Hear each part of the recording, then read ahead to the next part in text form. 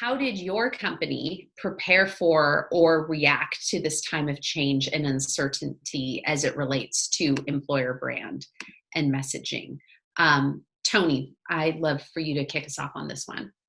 Sure. So as soon as we got the call that our offices were closing and everyone was going remote, it became apparent very quickly that we needed to sort of meet regularly and work together. So I had mentioned previously that pretty much everybody overseeing a communications role at Brother started meeting every day to align and talk about how we're going to communicate externally. So that was really helpful in being able to understand what's going on in other areas of the business, so that we can be prepared to communicate appropriately and tie that into employer branding.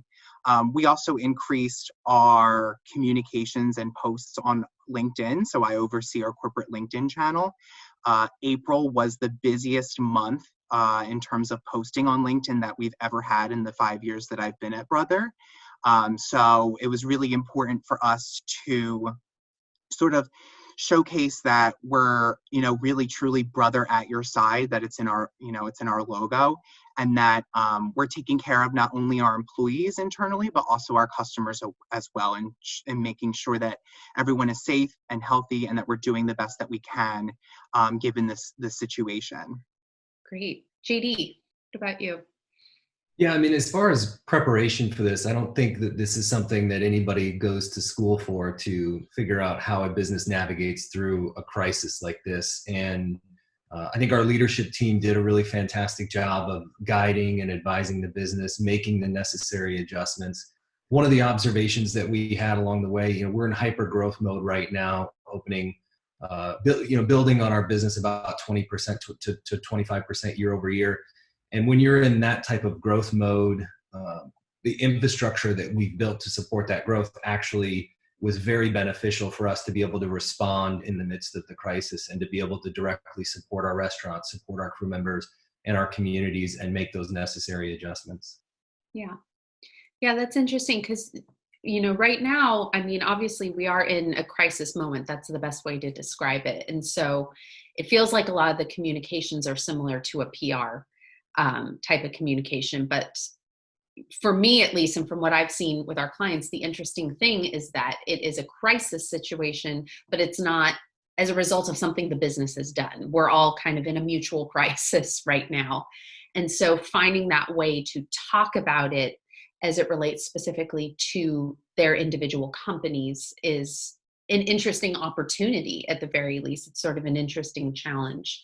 Ryan, I'd love to hear, Instacart, what are some of the adjustments and the reactions that you've had, being a company that's also sort of aligned with essential business right now? Yeah, it's been an interesting time to be at Instacart for sure. We've gone from being, a nice to have service to an essential service essentially overnight. And with that comes just a lot of long hours, a lot of work, a lot of pride that our employees are taking in the company and taking in what we're doing right now to show up. But it's a lot of work.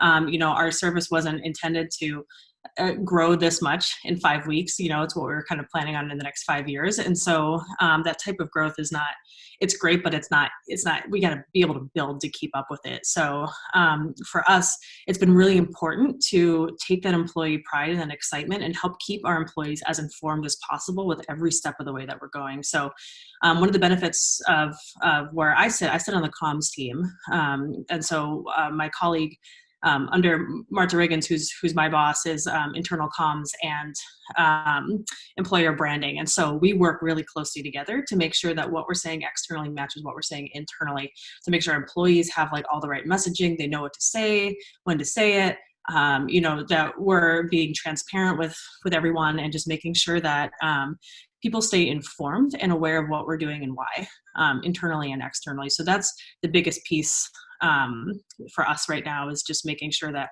our employees are also as in lockstep as the rest of our team is. So yeah, same thing as Anthony said, we're really using LinkedIn as a PSA at this time about the different products we're rolling out, the different features we're rolling out, how they impact the shopper population and the shopper community, how they impact our customers, how they impact our retailers, how they impact the different CPG brands that we work with. So it's a lot happening, but in terms of the structure and the strategy, things are just amped up, but we haven't had to rearrange our company structure in terms of our comms team right now and how we work. So we've always been thankfully situated in this way to work really closely together.